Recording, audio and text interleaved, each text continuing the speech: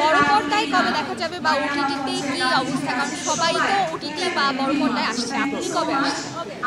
আচ্ছা, সময় বলে দেবে, এখন আসলে ঘটা করে বলতে পারছি না, প্ল্যান হচ্ছে না। নিশ্চয়ই পাওয়া হচ্ছে না?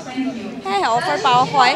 অফার বলতে ভালো ভালো স্ক্রিপ্ট আসছে, সো এর মধ্যে থেকে যে কোনো একটা ভালো স্ক্রিপ্ট যে কোনো সময় পিক করে ফেলবো, যেখানে আমি আসলে কাজ করে শান্তি পাবো এবং আমার মনে হবে যে এই চরিত্রটা আমাকে মানুষের মাঝে অনেক দিন বাঁচিয়ে রাখবে।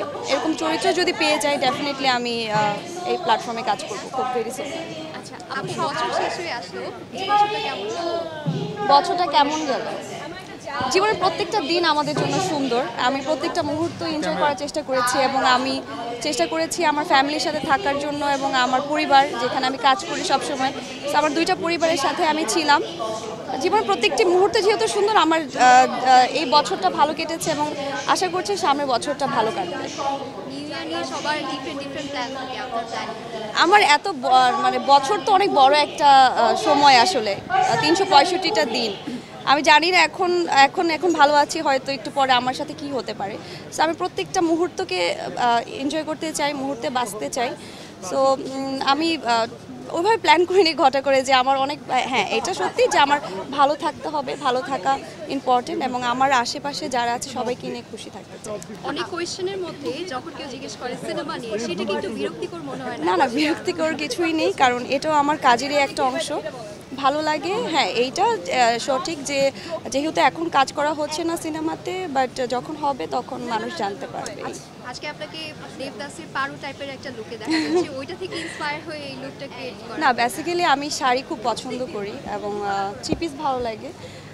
তো যখন একটু ঘটা করে কোনো প্রোগ্রাম হয়, যাওয়া হয়, তখন একটু শাড়িটাই পছন্দ করি পরার জন্য, তো ওইভাবে পরে আসলে। আচ্ছা আপু, ওটিটি প্ল্যাটফর্ম আপনাদের জন্য মানে কিন্তু একটা বিগেস্ট প্ল্যাটফর্ম হয়ে দাঁড়িয়েছে, যারা মানে হচ্ছে যে কাজ পাচ্ছে না তারাও কিন্তু এই প্ল্যাটফর্মের মাধ্যমে এগিয়ে যাচ্ছে, অনেক হাই পজিশনে যাচ্ছে। তা এখন আপনার কাছে কি মনে হয়, এটা আপনি আরও মানে এটা যদি এভাবে চলতে থাকে, এই জায়গাটা কত দূর আসবে? আচ্ছা দেখেন, বিষয়টা হচ্ছে কাজ করা নিয়ে। যেমন আমি একজন আর্টিস্ট, আমি অভিনয় করি, আমার অভিনয়টা ভালোবাসি আমি। সো আমার কখন কোন জায়গাতে কাজ হচ্ছে সেটা থেকে ইম্পর্টেন্ট হচ্ছে ভালো করে অভিনয় করাটা। কে কোন প্ল্যাটফর্মে কিভাবে করছে, কখন করা উচিত, এত আসলে ভাবি না, এত ভেবে কাজ কখনো করিও নি আর করতেও চাই না। অভিনয়টাকে প্রায়োরিটি দিচ্ছি, দর্শকের ভালোবাসা পাচ্ছি এবং এইটা নিয়েই বেঁচে থাকতে চাই। সেটা যেই জায়গায় হোক, যেই মাধ্যমেই হোক না কেন, আমি চাই আমার অভিনয় দিয়ে মানুষের মাঝে পৌঁছানোর। সো সেটা নাটক হতে পারে, সেই প্ল্যাটফর্মটা ওটিটি হতে পারে বা সিনেমা হতে পারে। আচ্ছা আচ্ছা, আপনার অনেক সুন্দর সুন্দর সিনেমা আসছে, জি, আমাদের চলচ্চিত্র কিন্তু উপরের দিকে যাচ্ছে। হ্যাঁ রাইট। আপনার কোন সিনেমাটা ভালো লেগেছে এবং কি মনে হয়েছে যে আরও কোন জায়গাটা গবেষণা করা উচিত? এখন খুব ভালো ভালো সিনেমা হচ্ছে এবং এটা আমাদের জন্য আসলেই খুবই গর্বের বিষয় যে আমরা ভালো ভালো ডিরেক্টর পাচ্ছি, ভালো প্রোডাকশনে কাজ হচ্ছে, ভালো গল্পে কাজ হচ্ছে।